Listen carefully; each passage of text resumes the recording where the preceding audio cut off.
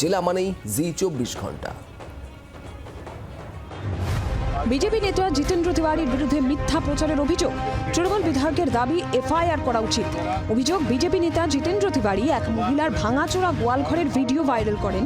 পরবর্তীতে ওই মহিলা এবং তার ছেলে স্বীকার করেন তাদের পাকা বাড়ি আছে, সরকারি প্রকল্পের সুবিধাও তারা পান। মহিলার আরও দাবি, এক বিরোধী রাজনৈতিক দলের ব্যক্তি তাকে 1000 টাকার প্রলোভন দেওয়ায় এই কাজ তিনি করেছেন। যদিও জিতেন্দ্র তিওয়ারির পাল্টা বক্তব্য, মহিলাকে চাপ দিয়ে এই কথা বলানো হয়েছে। আর এই নিয়েই নির্বাচনের আগে সরগরম পশ্চিম বর্ধমানের রাজনীতি। বিজেপির দলীয় পতাকা, ফ্লেক্স, ফেস্টুন ছিঁড়ে ফেলার অভিযোগ। জলপাইগুড়ি পুরসভার 23 নম্বর ও 4 ও 6 নম্বর ওয়ার্ডে বিজেপির দলীয় পতাকা ফেলে দেওয়ার অভিযোগ উঠছে। ঘটনায় তীব্র নিন্দা করেছে বিজেপি। তাদের দাবি, বিভিন্ন ওয়ার্ডে বিজেপির পোস্টার যারা ছিঁড়ে দিচ্ছে, নষ্ট করছে, তাদের বিরুদ্ধে অবিলম্বে ব্যবস্থা নেওয়া হোক। বিধানসভা নির্বাচনে এগিয়ে আসছে, ভোট প্রস্তুতিও শুরু করে দিয়েছে দলগুলি। এর মধ্যেই বৃহস্পতিবার রাতের এই ঘটনায় রাজনৈতিক চর্চা শুরু।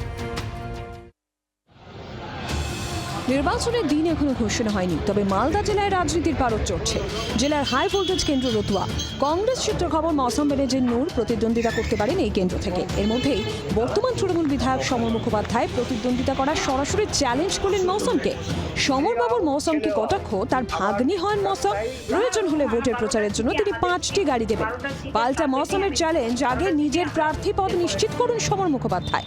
রতুয়া বিধানসভাতে সংখ্যালঘু ভোট প্রায় 70%। ভোট বাক্সে কোন দিকে ঝুঁকবে এই ভোট, সেটাই দেখা। বাংলার আওয়াজ, বাঙালির আবেগ, জি24 ঘন্টা।